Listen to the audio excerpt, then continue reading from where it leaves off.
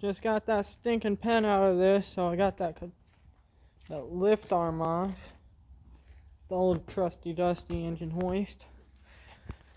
A couple things I want to look at is I got to tighten up the bolt down there, and I got to build a mount for the handle and the air line to stick it on something like that, because I was thinking about just welding the handle solid there, but then like when it's right here, it's in the way.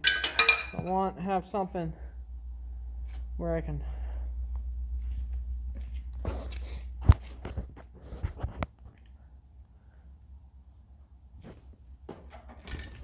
take the line on and off. So move that big thing, that was heavy, but that's how I gotta get that thing off. I need to build some boxes there and put some weight in the back, because the back was lifting up when I was moving that tire.